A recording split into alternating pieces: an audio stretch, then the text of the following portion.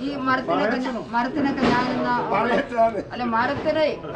ഞാനെന്നൊക്കെ പേരുണ്ടായിരുന്നു അറിയണ്ട.